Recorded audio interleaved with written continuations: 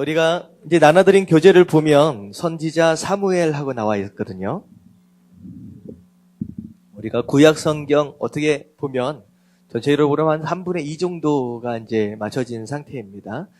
우리가 지금 성경 파노라마를 계속 쭉 보고 있는데요. 얼마나 기억하고 있는지 한번 처음부터 한번 전체적으로 좀 한번 살펴보는 시간들을 갖도록 하겠습니다.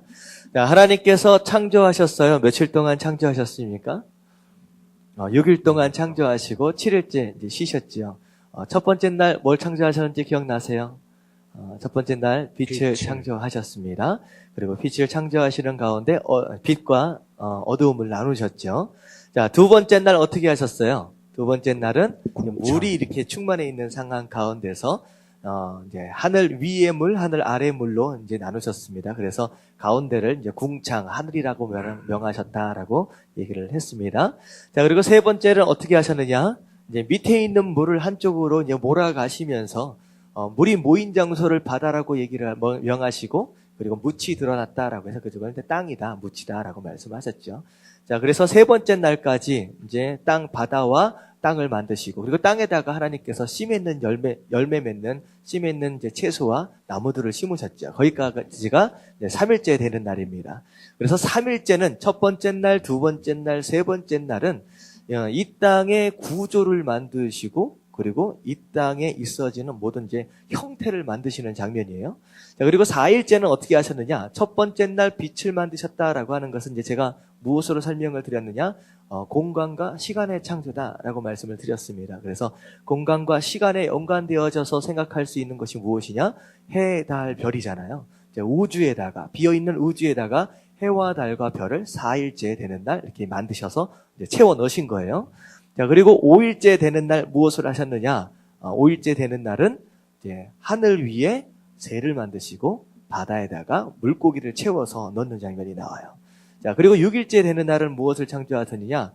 땅 위에 이제 머무를 수 있는 짐승들과 사람을 만드는 장면입니다. 그래서 첫째 날부터 세 번째 날은 이제 이 땅의 구조를 만드셨다라고 한다면, 네 번째 날부터 여섯 번째 날까지에는 그 구조 안에 있어야 할 내용물들을 이제 채워서 넣으시는 장면이 바로 네 번째 날부터 여섯 번째 날까지의 장면입니다. 자, 그리고 나서 7일째 하나님께서 거룩하게 하셨다. 그리고 쉬셨다라고 말씀을 하셨어요. 그리고 7일은 안식일이다라고 해서 안식일에 이제 근본이 되는 날이 7일째 쉬시는 날입니다. 자, 그리고 나서 하나님께서 아담과 하와를 이제 7일째, 6일째 만드시고 나서 근데 하나님께서 명령하신 것이 있어요. 에덴 동산에 있는 모든 나무의 실과는 먹어도 되는데 무엇만큼은 먹지 말라라? 선악과만큼은 먹지 말아라 라고 말씀하셨는데, 어떻게 된 것이 이제 사단의 유혹에 하와가 넘어가고 아담도 넘어가고 해가지고 결국은 선악과를 따먹게 되죠. 그래서 결국은 하나님께서 생명나무가 있는 에덴 동산으로부터 아담과 하와를 쫓아내십니다. 그래서 이제 아담과 하와가 쫓겨나는 상태에서 저주받은 이제 그런 상태가 되지요. 그래서 이제 어쩔 수 없이 하나님의 약속대로 선악과를 따먹으면 정령 죽을 것이다라고 말씀하셨기 때문에 죄의 싹은 사망이다라고 하여 결국은 영원히 살 존재로 만들어진 인간이었음에도 불구하고 결국은 죽음을 이제 경험하게 되는 인간, 제한적인 인간, 한계가 있는 인간이 되어버렸습니다. 자, 쫓겨났어요. 그래서 아들, 딸들을 잘 낳고 살았는데, 자, 첫 번째 등장하고 있는데 두 아들들이 등장합니다. 첫 번째는 가인, 그 다음에 아벨입니다. 자, 두 사람이 이제 제사를 드리는 장면이 나와요. 근데 하나님께서 가인과 아벨의 제사 가운데 어느 제사만 받으시느냐? 아벨의 제사만 받으십니다. 자, 제가 이제 이유는 몇 가지 설명을 드렸습니다. 근데 이제 가인이 이제 제사를 받지 않는 하나님의 이제 모습을 오히려 이제 분해했다, 화를 냈다라는 장면이 나옵니다. 그래서 결국은 화가 난 가인이 의도적으로 아벨을 들로 끌어냅니다. 말씀을 보면 어쩌다가 들에서 만나서 홧김에 그냥 때려 죽인 것이 아니라 아벨을 아무도 없는 들 가운데로 끌어내가지고 아벨을 살해하는 장면이 나옵니다. 인류 최초의 이제 살인하는 장면이죠. 자, 그것으로 인하여서 이제 가인은 이제 추방당해요. 추방당해서 떠돌이 생활을 하게 되고, 가인 나름대로의 이제 사람들이 이제 어떻게 보면 이제 족속들을 이루어 가게 됩니다. 그리고 하나님께서 아담과 하와에게 또 다른 아들을, 세 번째 아들을 허락하셨는데 이름이 뭐예요? 셋이라고 하는 아들을 허락하시죠. 자, 셋을 통하여서 하나님께서 이제 인간의 족보를 쭉 이어가시는데, 자, 무슨 일들이 벌어지느냐? 이제 사람의 딸들, 이제 하나님의 아들들이 사람의 딸들과 더불어 이제 서로 시집가고 장가가는 이제 형태들이 일어났다라고 하는 거예요. 이제 그게 무슨 형태냐? 어떤 상황이냐? 이제 하나님의 아들들은 이제 일반적으로 무엇으로 생각할 수 있냐면 이제 셋의 후손들입니다.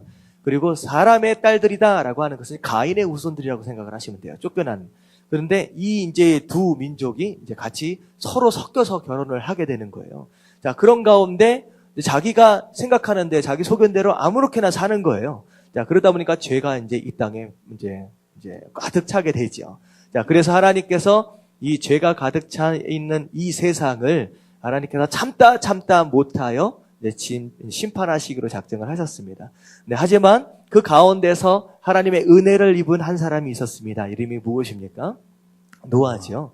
노아가 하나님의 은혜를 입어서 구원을 받게 됩니다. 그래서 하나님께서 노아를 찾아가셔서 하나님 명령하신 대로 방주를 짓도록 하나님께서 명령을 하시죠. 그래서 방주를 짓고 나서 방주를 한 120년 동안 짓잖아요. 120년 동안 지은 다음에 그 다음에 하나님께서 약속하신 대로 심판을 이제 허락하십니다. 그래서 결국은 방주를 통하여 구원받은 사람은 단 8사람, 노아의 가족 8사람만이 구원을 받고, 그리고 짐승들, 정결한 짐승들은 7쌍씩, 그리고 일반적 부정한 짐승들은 이제 한 쌍씩 해가지고 구원을 받게 되지요. 자, 그래서 노아 형서가 끝나고 나서 노아의 가족들이 나와서 또 셈과 함과 야벳 그 세 아들들을 통하여서 많은 민족들이 이제 이루어지게 됩니다.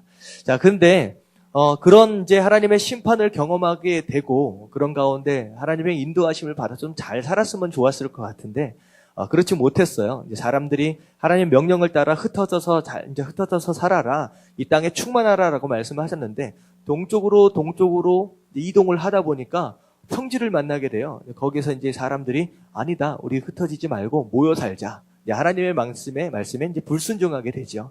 그리고 우리의 이름을 내자라고 하늘 꼭대기까지 한번 닿아보자라고 해서 쌓았던 탑이 있었습니다. 그 탑 이름이 무엇이냐? 바벨탑이죠. 하나님께서 바벨탑 쌓는 것을 보시고 심판을 또 작정을 하셨어요. 그리고 내려오셔서 결국은 그들을 심판하셨는데, 어떤 심판을 하셨느냐? 그들의 언어를 혼잡게 하셨다라고 해서, 그때부터 그 전까지만 해도 한 가지 언어만을 사용하고 있었는데, 그때 이후로 우리가 많은 언어들을 사용할 수밖에 없는 이 상황이 되어버린 거죠. 그래서 사람들이 언어가 다르니까 함께 교제할 수 없고 커뮤니케이션이 안 되니까 다 흩어질 수밖에 없었다라고 하는 겁니다. 그래서 전부 다 흩어져서 이제 사람들이 살게 되었습니다. 자, 그런 가운데 사람들이 지구 전체적으로 점점 흩어져서 살게 되었는데, 그런데 그럼에도 불구하고 이제 사람들이 하나님의 명령에 이제 순종하지 못하고 하나님과는 상관이 없는 그런 인생들이 되어버렸다라고 하는 거예요. 그 가운데 또다시 하나님으로부터 은혜를 입은 사람이 있었어요. 그 이름이 무엇이냐? 아브라함입니다. 아브라함. 네, 사실 아브라함의 아버지 데라. 네, 데라가 지금 어디에서 살고 있었느냐? 갈대아 우르라고 하는 지역에서 이제 살고 있었어요. 이제 우리가 지도에서 이제 기억을 하시면 티그리스 유프라테스 강이 있는 그쪽에 이제 강 주변에 이제 어떻게 보면 그쪽이 이제 바벨론이 이제 시작되는 이제 장소거든요. 근데 거기가 이제 갈대아 우르예요. 근데 데라가 가나안 땅을 향하여서 데라가 먼저 출발을 해요. 그래서 이제 강을 따라서 쭉 올라가게 되다가 이제 하란이라고 하는 지역을 만나게 됩니다. 하란이라고 하는 지역을 만나게 되는데, 사실은 데라가 가나안 땅으로 가려고 원래 출발을 했는데 하란이라고 하는 지역을 딱 가니까 이 장소도 살만한 거예요. 그래가지고 하란에 그냥 머물러 버립니다. 그래서 10년, 20년, 30년이 흘러가 버려요. 자, 그런 가운데 가나안 땅으로 들어가지 못하고 데라는 하란 땅에서 죽게 됩니다. 그리고 나서 창세기 12장에 보면 하나님께서 데라가 죽자마자 아브라함을 찾아가세요. 그러고 나서 자, 이젠 떠나라 라고 말씀을 하십니다. 그래서 아브라함에게 3가지 약속을 하시죠. 첫 번째는 너로 하여금 큰 민족을 이루도록 할 것이다. 그리고 2번째는 창대한 이름을 줄 것이다. 그리고 3번째는 너로 하여금 복의 근원이 되도록 할 것이다 라고 하는 3가지 약속을 주시면서 그 땅을 떠날 것, 그리고 내가 지시할 땅으로 떠날 것을 하나님께서 요구하시죠. 그랬을 때 아브라함이 믿음을 가지고 하란 땅을 떠납니다. 떠나서 가나안 땅 안으로 들어가게 돼요. 그리고 가나안 땅 안으로 중간 정도. 그러니까 그 갈릴리 호수가 있고요. 요단강으로 내려와서 사해가 있어요.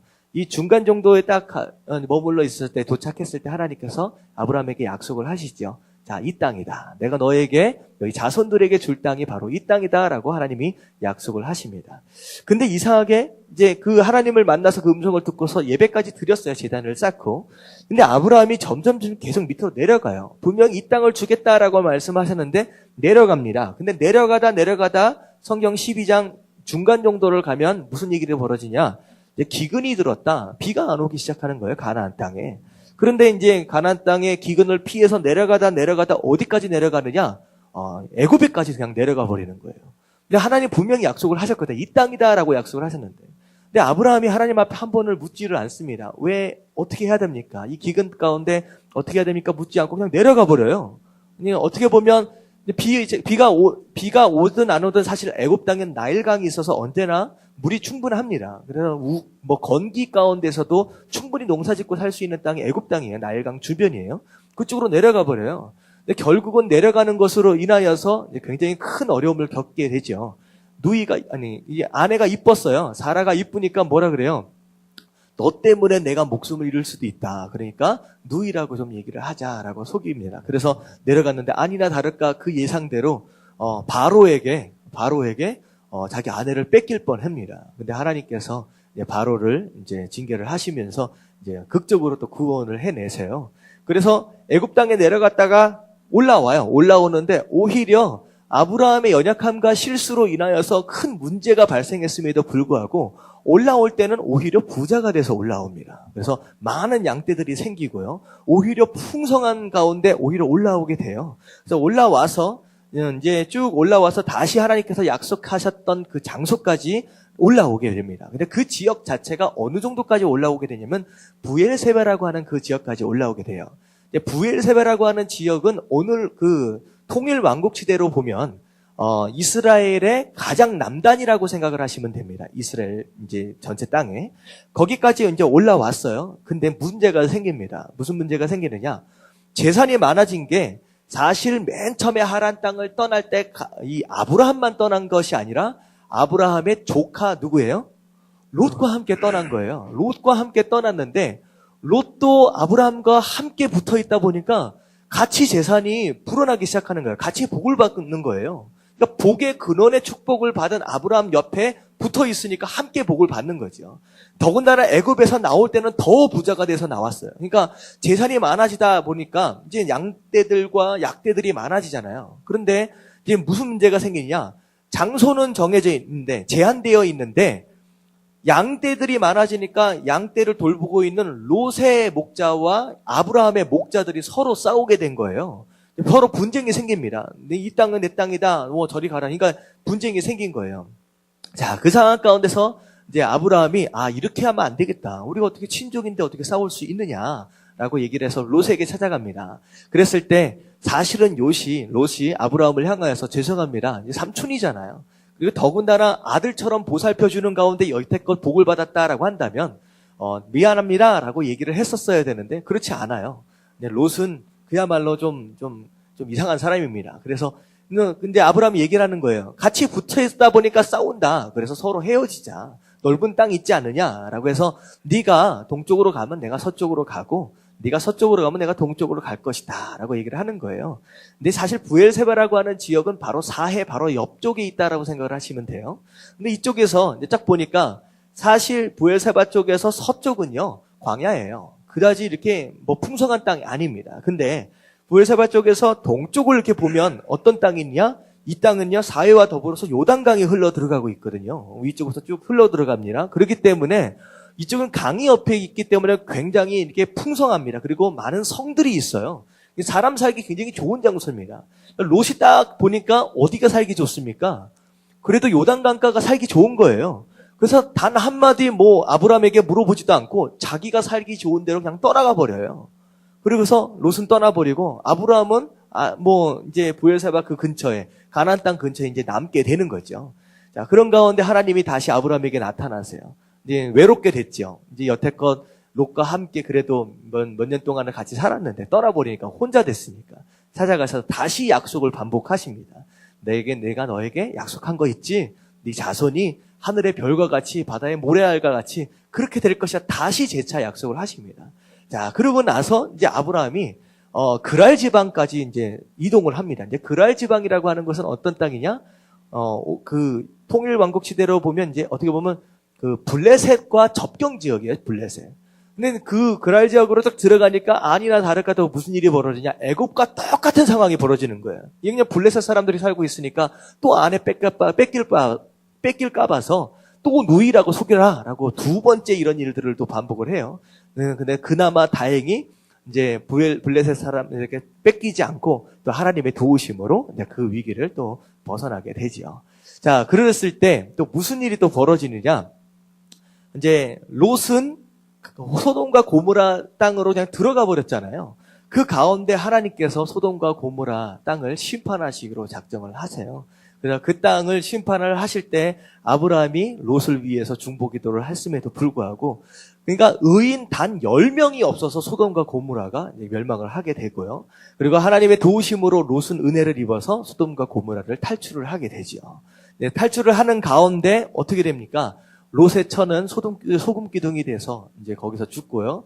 결국은 딸 둘만을 데리고 간신히 탈출을 하게 돼요. 근데 이 롯이라고 하는 사람이 분명히 산으로 피하라라고 명령을 했음에도 불구하고 산으로 피하지 않고 소알이라고 하는 조그만 성에 잠깐 머무르는 것으로 인하여서 이제 완전히 순종을 하지 않았어요. 그러므로 인하여서 결국은 산으로 들어갔는데 동굴에서 무슨 일이 벌어지느냐? 소알에서 얻은 술을 가지고 이 두 딸이 아버지를 먹여서 거기서 아버지로 인하여서 아이를 뵙게 돼요.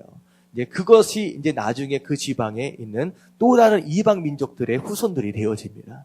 근데 아브라함은 이제 그런 가운데 이제 롯은 이제 떠나가 버리고 아브라함은 거기서 누구를 낳게 되느냐?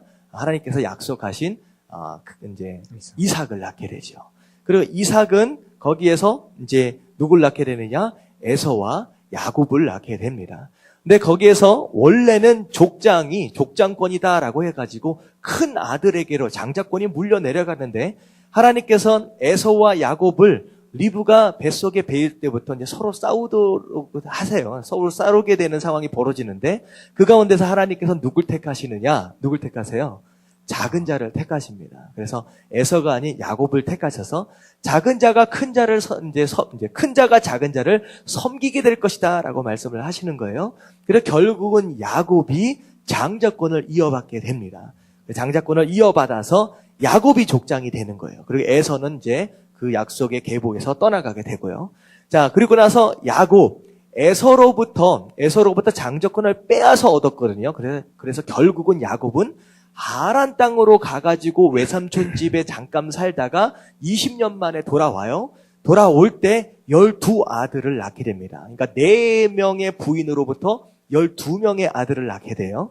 자, 그 12명의 아들이 이스라엘의 12지파가 되어집니다. 나중에는 이제 보면 요셉이 에브라임과 므낫세 지파로 좀 나눠지게 되는데 어쨌든 이스라엘의 12지파로 나눠지게 됩니다. 자, 그랬을 때 11번째 아들 요셉이 형들의 시기로 인하여서 어디로 팔려가요? 애굽으로 팔려갑니다. 그런데 하나님께서 애굽으로 팔려간 요셉을 어디로 세우시냐? 총리로 세우세요. 애굽의 2인자로 세우십니다. 자, 그런 가운데 이제 가나안 땅에 큰 기근이 들어요. 자, 그렇게 돼서 결국은 이 형들이 요셉을 만나게 되고 요셉의 70여 명 정도 되는 이제 모든 가족들이 애굽으로 이민해서 이제 들어오게 되는 상황이 벌어지는 거예요. 자, 그러고 나서 몇 년이 흘러가게 되느냐? 약 400년이 흘러가게 됩니다.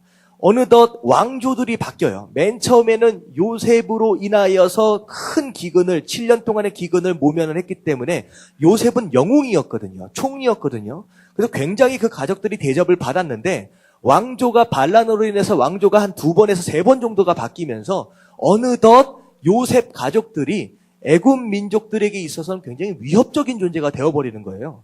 그래서 애굽 민족들이 요셉의 민족들, 요셉의 가족들을 멸시하고 결국은 종으로 이제 부려먹게 됩니다.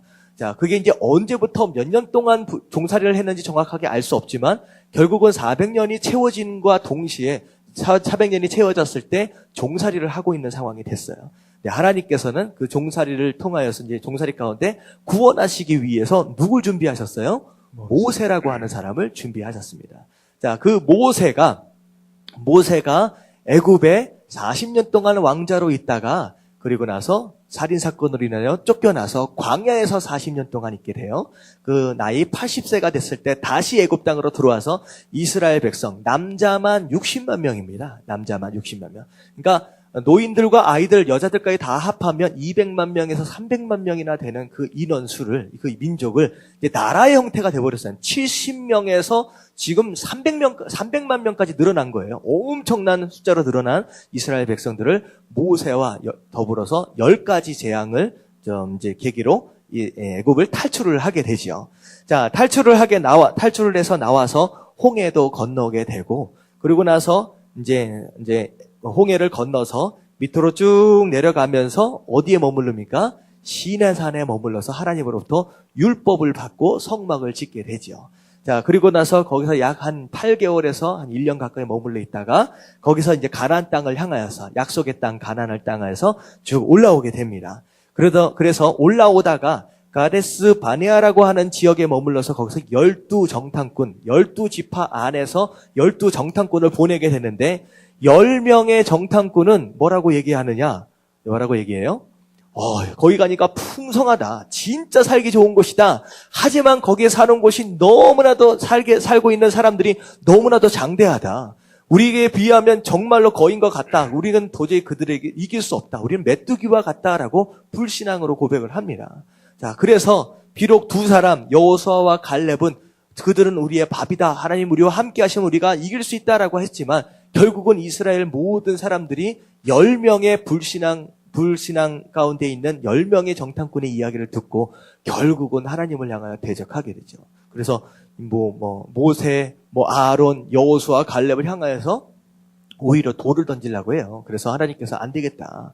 네가 들어갈 때가 아니구나라고 해서 결국은 40일 동안 정탐을 한 것을 근거로 하루를 1년씩 쳐서 40년 동안 광야를 이제 떠돌게 되죠. 사실은 광야 훈련의 과정입니다. 그래서 가데스 바네아에서 남쪽으로 쭉 내려와서 40년 동안 이 광야를 계속 맴돌다가 결국은 갈릴리 요단강 사이가 있으면 요단강 동쪽을 향하여서 이제 쭉 올라가요.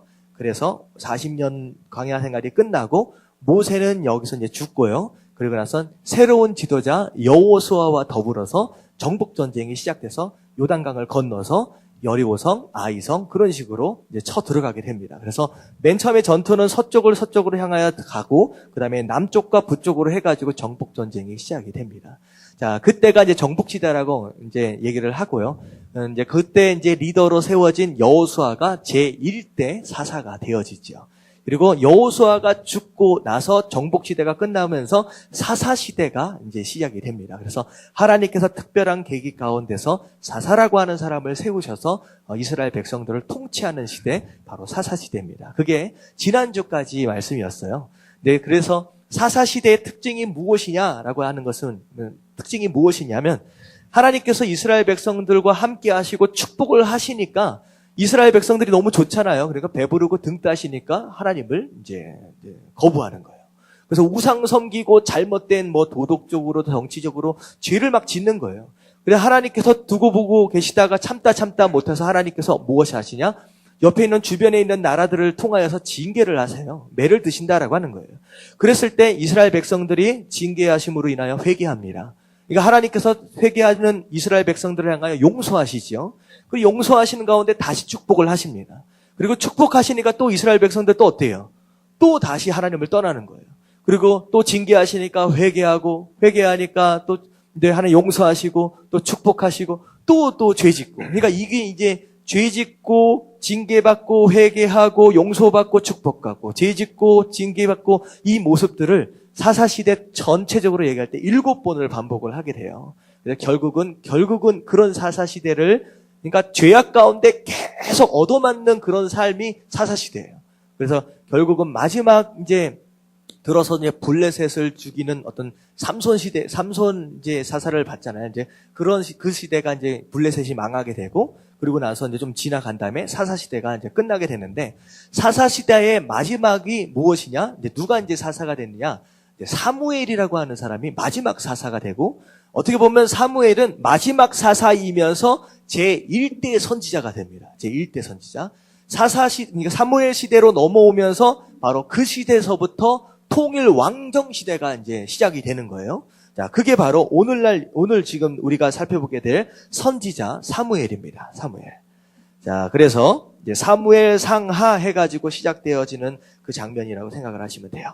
자, 지금 제가 말씀드린 것이 거의 이제 창세기, 출애굽기, 레위기, 신명기, 여호수아, 사사기까지 그냥 전부 다 한꺼번에 다 훑은 거예요. 30분 정도 만에. 자, 그 다음부터 이제 오늘 말씀인데, 자, 오늘 중심 인물은 사무엘입니다. 사무엘. 자, 밑에 한번 같이 한번 읽어볼게요. 타락한. 시작. 타락한 암흑의 사사 시대를 마무리하면서 새로운 시대를 준비하는 한 사람이 나타나는데 그가 바로 사무엘입니다. 사무엘은 마지막 사사로서 신정 정치에서 왕정 정치로 이어지는 중요한 연결고리입니다. 인간의 이기심과 의도적인 하나님의 거부 현상이 가득 찬 죄악된 세상은 사사시대의 잔재를 완전히 벗어 던지지 못하고 사무엘이 통치하는 시대에도 여전히 혼탁한 모습으로 나타나고 있습니다. 자, 우리가 사사시대에서 왕정시대로 넘어간다라고 했을 때 이게 결코 좋은 상황은 아닙니다. 왜 그러면 하나님께서 사사시대는요, 하나님이 다스리는 시대였었어. 하나님이 다스리는 시대였는데 특별히 사사를 중간중간 세우시면서 그렇게 다스렸거든요. 근데 이스라엘 백성들이 우리는 하나님 다스리는 거, 사사 다스리는 거 싫다. 이방 민족처럼 왕이 필요하다라고 오히려 이제 하나님을 버리게 되는 상황이 된 겁니다. 근데 이제 하나님이 이제 봐주신 거예요. 하도 때를 쓰니까. 결국은 이제 왕정 시대가 들어지게 되는데 왕정 시대에 들어오면서 오히려 사사 시대보다 더 큰 이제 어떻게 보면 암흑 시대를 맞이하게 됩니다. 그나마 나중에 분열 왕국 시대가 되면서 남쪽에 있는 이제 다윗의 유다지요. 유다 민족들은 유다라고 하는 이 남유다는 그나마 중간중간 신앙적으로 좀 이제 하나님 신앙으로 이제 유지를 하는데 북쪽이 이제 북이스라엘 있잖아요. 북이스라엘은 완전히 하나님을 떠나게 됩니다. 그래서 더 이상 하나님의 나라가 아니에요. 북이스라엘은. 모든 왕들이 다 망가지게 됩니다. 그러니까 결단코 이게 좋은 현상은 아니고 그야말로 제2의 암흑시대가 시작된 거라고 생각을 하시면 되겠습니다. 자, 오늘 등장하게 되는 이 사무엘이라고 하는 사람, 자, 어떤 사람이었느냐? 우리가 사무엘상 1장 20절을 한번 보도록 하겠습니다. 사무엘상 1장 20절 말씀. 자, 같이 한번 읽어보도록 할게요. 다 같이 시작. 한나가 임신하고 때가 이름에 아들을 낳아 사무엘이라 이름하였으니 이는 내가 여호와께 그를 구하였다 함이더라. 자, 무슨 내용이냐? 한나라고 하는 사람이 있었어요. 이게 사실은 이게 이제 어느 지파 사람이냐면 이제 이게 보면요. 자, 여기 보면 에브라임 사람 엘가나라 하는 사람이 있었다라고 하는 거예요. 엘가나. 그리고 이게 보니까 그의 1절 말씀이에요. 1장 1절 말씀인 보면 엘가나라고 하는 사람이 있었는데, 자, 엘가나에게는 두 아내가 있었다라고 하는 거예요. 자, 첫 번째 아내가 한나입니다. 근데 한나가 이제 자식이 없었습니다. 자녀가 없음으로 인하여서 하나님 앞에 기도하는 장면이 사무엘상 1장에 나오는 장면이 나와요. 자, 기도해서 심지어는 그 당시 제사장으로 있었던 누구예요? 제사장으로 있었던 엘리가 한나가 기도하는 모습이 마치 술에 취한 여자처럼 보였다라고 하는 거예요. 그래서 한번 혼나죠. 근데 아닙니다. 나는 술 취한 것이 아니라 내가 하나님 앞에 구할 것이 있어서. 그래서 기도 제목을 얘기하고 이제 엘리가 얘기를 합니다. 엘리가 네가 기도했으니 응답 받았다라고 돌아가라. 그랬을 때 한나가 정말로 얼굴이 바뀐 상태에서 이제 돌아갑니다. 근데 이제 결국은 거기에 대한 응답으로 한나가 누굴 낳게 되느냐? 사무엘을 낳게 되었다라고 하는 거예요. 그래서 20절이 하나님께서 사무엘이라 이제 아들을 낳아 사무엘이라 이름하였으니 이는 내가 여호와께 그를 구하였다 함이니라. 그래서 한나가 사무엘을 낳습니다. 자, 그랬는데 이제 한나가 이제 사무엘을 하나님 앞에 바치기로 서원을 했어요. 그래서 첫 번째 난 아들인데 굉장히 오랫동안 못 낳다가 낳았기 때문에 얼마나 소중하겠습니까? 근데 이 아들을 하나님 앞에 바치기로 했다라고 하는 것입니다. 그래서 28절을 보니까 그러므로 나도 그를 여호와께 드리되, 그러니까 하나님께서 나에게 약속을 지키셨기 때문에 나도 하나님 앞에 약속을 지키겠다라고 하는 것이죠. 그래서 여호와께 드리되 그의 평생을 여호와께 드리나이다 하고 그가 거기서 여호와께 경배하니라. 그래서 한나가 사무엘을 드리는 장면이 나옵니다. 자, 그래서 이제 사무엘이 하나님 앞에 바쳐진 상황 가운데서 사무엘상 2장 11절을 보니까 그가 이제 젖을 때는 나이가 되었을 때 실제로 이제 엘리 앞에서 이제 제사장 엘리를 섬기는 자로서 이 아이를 이제 바치게 되는 장면이 바로 2장 11절 말씀이죠. 자, 그리고 나서 2장 18절 말씀을 보면 어떻게 했느냐? 18절을 보면 다 같이 한번 읽어볼게요. 시작. 사무엘은 어렸을 때 세마포 에봇을 입고 여호와 앞에서 섬겼더라. 이제 마치 제사장처럼 이제 성전에서 하나님을 섬기는 역할을 감당을 했다라고 하는 거예요. 자, 사무엘이 이제 그런 식으로 제사장처럼 이제 자라져 갑니다. 자, 그리고 나서 26절을 보니까 또 이제 무슨 얘기를 하느냐? 26절 같이 시작. 아이 사무엘이 점점 자라매 여호와와 사람들에게 은총을 더욱 받더라. 자, 그래서 하나님께서 특별히 사무엘을 선택하셔서 은총을 더하셨다라고 하는 거예요. 그때 이제 사실은 이제 중요한 내용이 있어요. 이제 어떻게 보면 27절부터 쭉 나오는 장면인데, 그 당시에는 하나님께서 사람에게 나타나서 말씀하시는 게 굉장히 기이했다라는 대목이 있어요. 그러니까 어떻게 보면 하나님께서 지금 사실은 누구를 통하여서 계속 말씀하고 계셨어야 하느냐? 엘리를 통하여서 말씀을 계속 하고 계셨어야 되거든요. 근데 엘리가 제사장임에도 불구하고 엘리가 제대로 제사장 직분을 감당하지 못하는 상황이었습니다. 더군다나 엘리의 두 아들이 있었지요. 기억나세요? 홈니와 비니아스라고 하는, 이게 이제 완전히 이게 깡패입니다. 깡패. 이게 제사장이 아니에요. 심지어는 그 성막 안에서 수종드는 여인들과 동침을 할 정도니까 이게 하나님이 계신다라고 하는 것을 아예 생각을 안 하고 사는 하여튼 그 깡패들입니다. 근데 그럼에도 불구하고 엘리가 그 아들들을 어떻게 가르치느냐? 야, 내가 듣자 하니 이상한 소문이 있다. 이런 소문이 내게 들려서는 되지 않겠느냐? 그냥 그 정도만 얘기하고 끝나요. 그러니까 엘리도 그렇고 이 집안 자체도 그렇고 이게 말이 안 되죠. 그러니까 더 이상 하나님 앞에서 주의 종으로 서질 수 있는 그런 모습이 아니니까 하나님이 더 이상 엘리에게 말씀하시지 않은 거예요. 그러니까 이 당시에는 어떻게 됐느냐? 하나님이 누구에게로도 말씀하지 않는, 그러니까 말씀이 끊어져 버린 상태가 되어버린 겁니다. 근데 지금 누구에게 하나님께서 나타나셔서 말씀하시기 시작하느냐? 사무엘에게 나타나십니다. 오히려 제사장 계보가 아니잖아요. 엘리 제사장 계보가 아닌데 오히려 사무엘에게 말씀하시기 시작하는 거예요. 그래서 사람들이 사무엘이 지금 하나님의 음성을 듣고 있구나라고 하는 것으로 인하여서 이제 엘리의 가족은 나중에 이제 전부 다 망하게 되지만 사무엘의 영적인 권위가 세워져 가게 되는 거죠.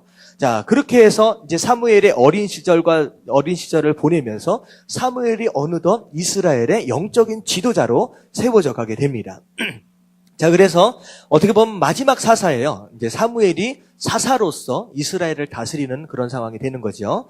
자, 밑에 한번 읽어볼게요. 사무엘은 팁 한번 읽어볼게요. 시작. 사무엘은 하나님이 구별하신 사람입니다. 어릴 때부터 하나님을 사랑하며 하나님과 깊은 교제를 가졌던 사람이었습니다. 어려운 시대를 위해 준비된 하나님이었습니다. 어릴 때부터 하나님을 닮아가는 훈련은 미래의 리더로서 중요한 준비가 됩니다. 이렇게 보면 사실 하나님은 그러신 것 같아요. 이스라엘 백성들의 역사에 특별한 어떤 계기들이 있을 때마다 하나님께서 사람을 준비하신다라는 생각을 해보게 됩니다. 그러니까 출애굽할 때에도 모세를 이미 준비하고 계셨어요.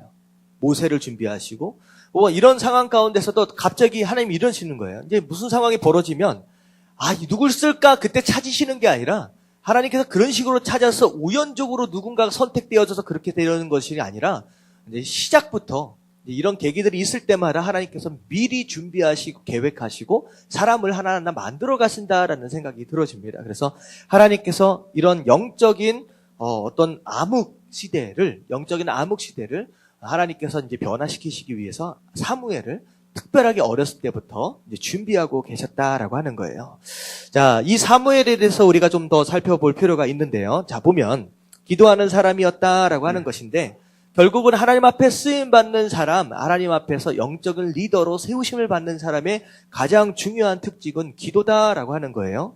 자, 밑에 보면요. 사무엘은 최후의 사사이면서 최초의 선지자입니다. 자, 그는 지금의 신학교 같은 선지 학교를 만들어 주의 종들을 길러내는 일을 했습니다. 기도의 사람으로 언제나 하나님과 교제를 쉬지 아니하며 하나님의 뜻을 백성에게 전하였습니다. 자, 왕이 없는 사사시대의 사무엘은 왕으로서, 제사장으로서, 선지자로서 삼중적인 사역을 감당하며 이스라엘을 이끌어 갔습니다. 한 나라의 미래는 정부 관리에게 달려있는 것이 아닌 믿음의 사람에게 달려 있습니다. 라고 나와 있어요. 자, 사무엘이 감당했었던 세 가지 직위를 지금 여기서 뭐라고, 첫 번째 뭘 얘기하고 있어요? 사무엘은 왕이었다. 두 번째는 제사장이었다. 그리고 세 번째가 선지자였다. 왕이다, 제사장이다, 선지자다라고 하는 것은 그리스도를 얘기를 합니다. 그리스도. 자, 그리스도는 메시아, 히브리어로 메시아라고 얘기를 하는데 기름 부음을 받은 자예요. 자, 하나님으로부터 기름 부음을 받은 자의 세 가지 직분이 무엇이냐? 왕이고 제사장이고 선지자예요. 어떻게 보면 예수님에 대한 예표입니다. 예수님이 이 땅에 왕으로 오시고, 우리를 구원하실 제사장으로 오시고, 우리에게 하나님의 뜻을 가르치실 선지자로 오신다라고 하는 것을 미리 지금 예표적으로 이제 표현을 하는 거예요. 사무엘은 그 세 가지 역할을 감당했던 바로 마지막 사사이면서 최초의 선지자, 그리고 사사는 왕으로서의 직분을 감당했기 때문에 이 세 가지 직분을 지금 얘기를 하는 것이죠. 자, 이 세 가지 직분을 감당했던 이 사무엘, 과연 어떤 사람이었기 때문에 이 일들을 다 감당할 수 있었느냐라고 하는 거예요. 자, 사무엘은 하나님의 충성된 사람이었습니다. 사무엘의 중요한 특징을 말해 보십시오라고 얘기했는데, 자, 보세요. 첫 번째가 뭐예요? 1번. 기도하는 사람이었다라고 하는 거예요. 기도하는 사람. 자, 사무엘상 12장 23절 한번 찾아서 한번 읽어보도록 하겠습니다. 사무엘상 12장 23절입니다.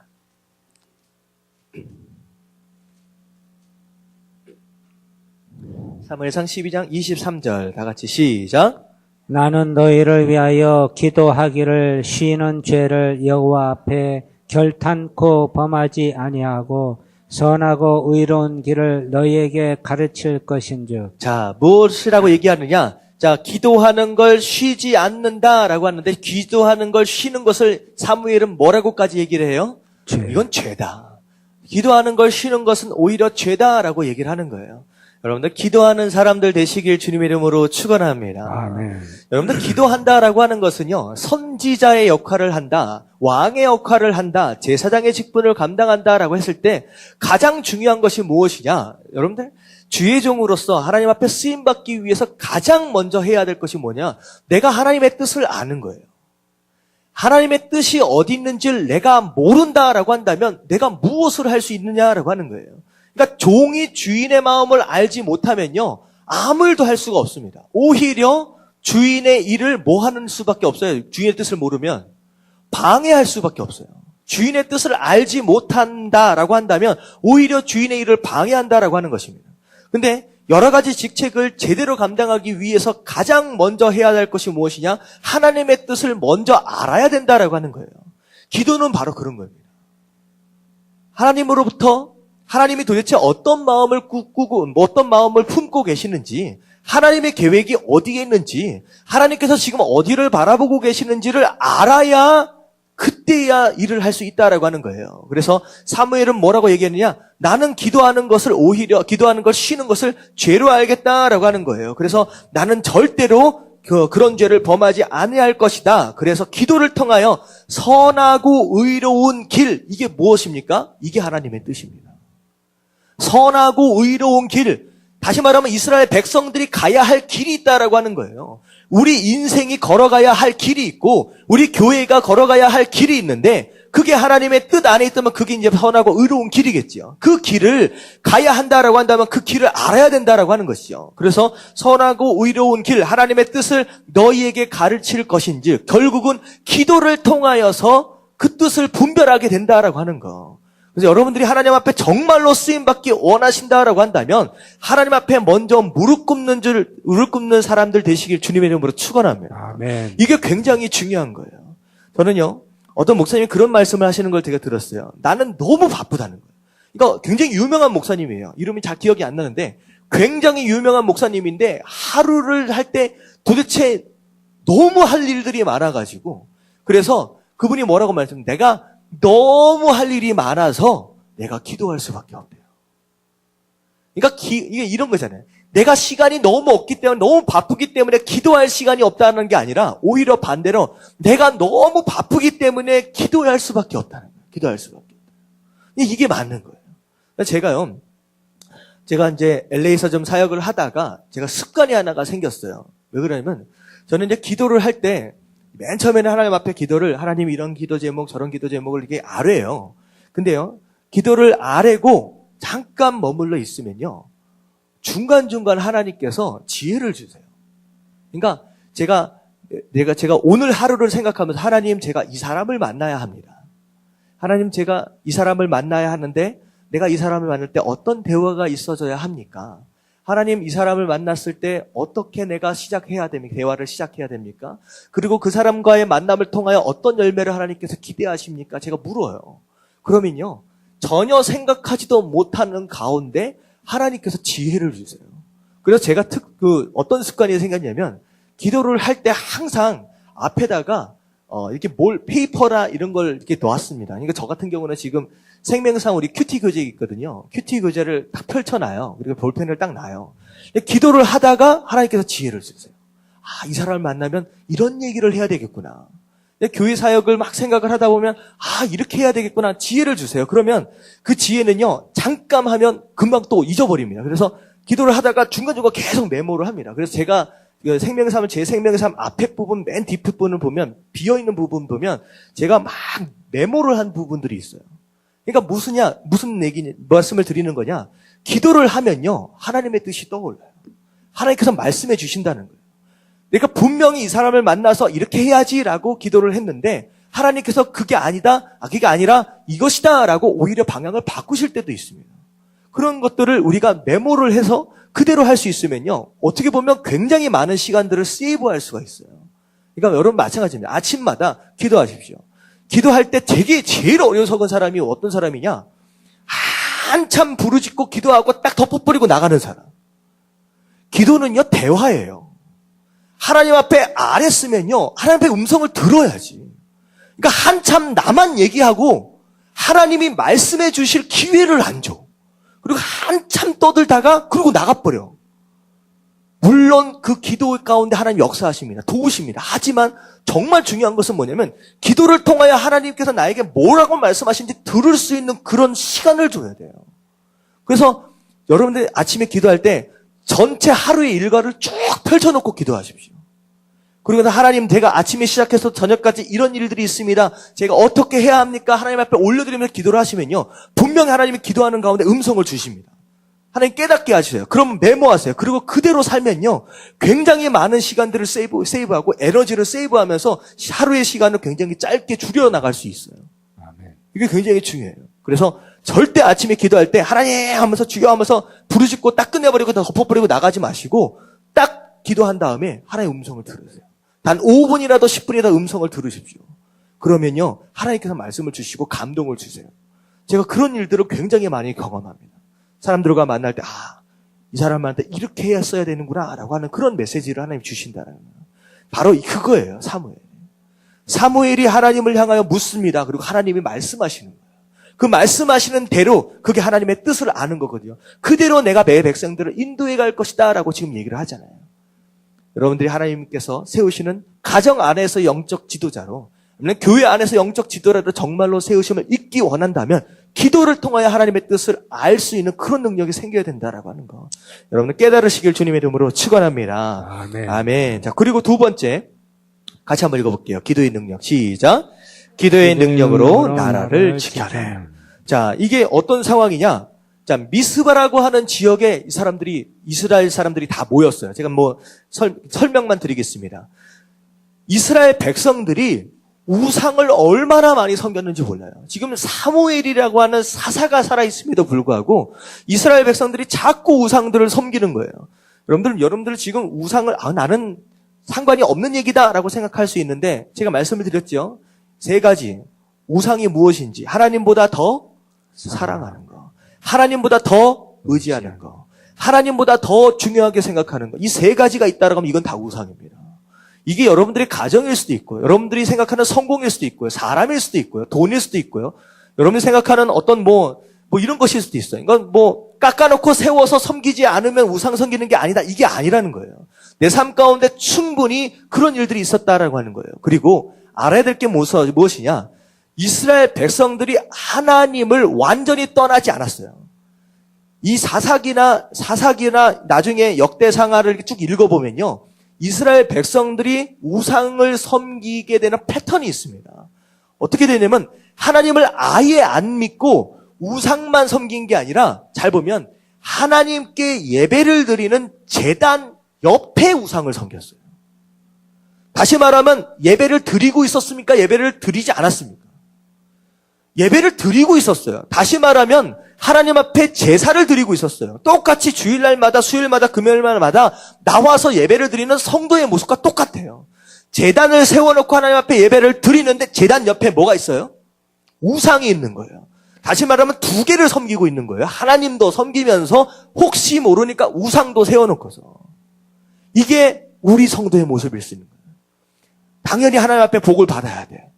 그런데 하나님을 예배하고 있음에도 불구하고 하나님이 아닌 또 다른 우상을 넘겨놓고, 아니면 이거라도 붙잡아야 되지 하라고 하는 그런 차선책의 것들로 자꾸 세워놓는 이런 것들이 있다라고 한다면 이 당시 우상 섬기는 것과 동일하다는 거예요. 사무엘이 뭐라고 얘기하냐? 다 부셔버려라. 그거 아니다라는 거예요.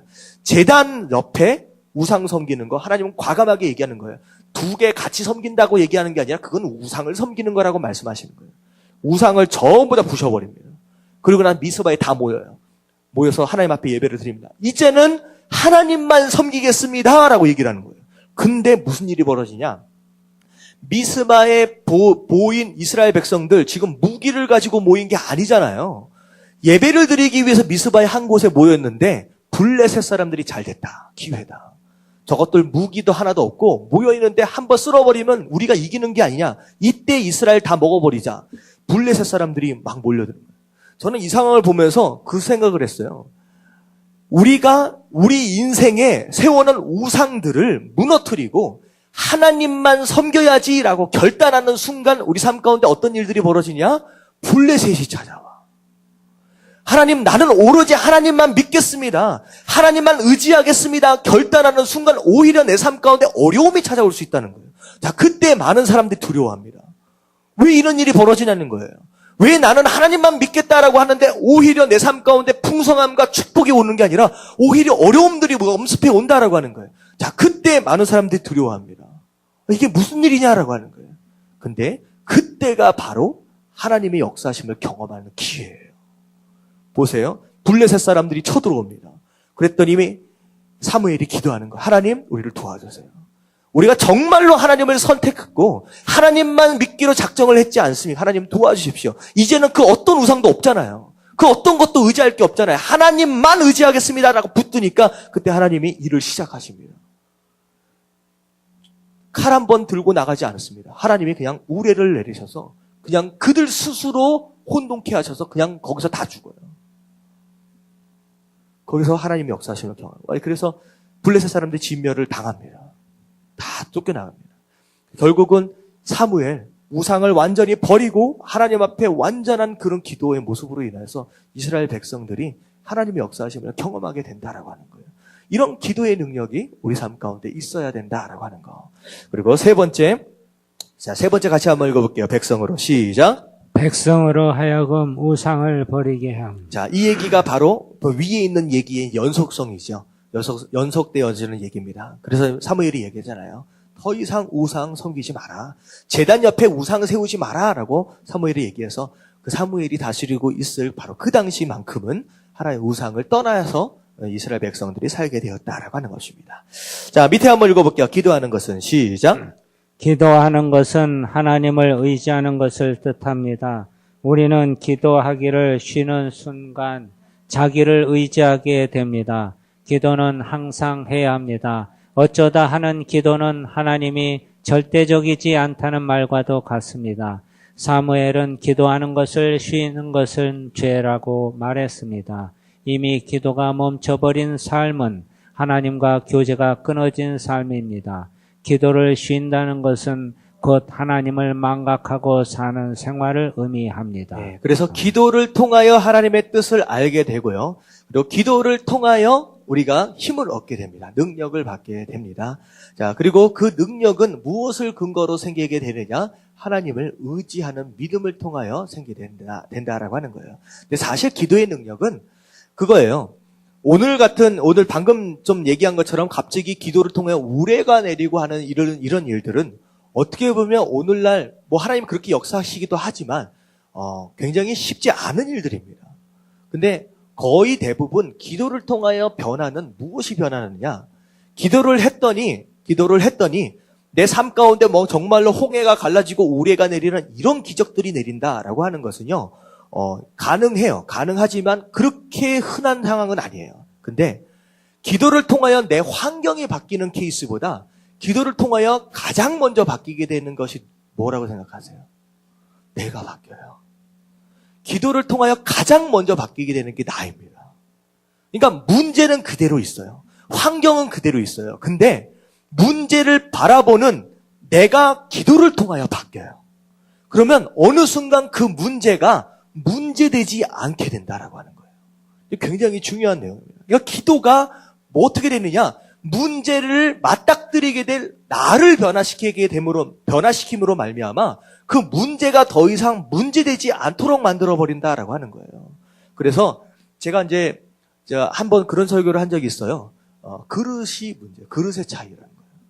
예를 들어서 무슨 예를 들었으면 이게 물이 있잖아요. 제가 이 안에 잘못해가지고 콧물을 한 방울 빠뜨렸다고 생각을 해보십시오.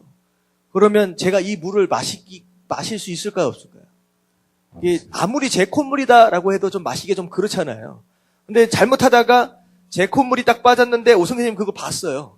오승재님 이거 마시세요라고 하면 오승재님 마시겠습니까? 남의 콧물 빠진 거 절대로 못 마십니다. 이게 안 되죠. 근데요, 만약에 바닷물에 콧물 하나 빠졌다고 오염됐다고 난리치는 사람이 있다라고 한다면 제정신이 아니겠죠. 결국은 그릇의 차이예요. 내가 요만한 종지그릇 같다라고 한다면 조그만 콧물 하나 떨어져도 내 인생 다 망한 것처럼 난리가 납니다.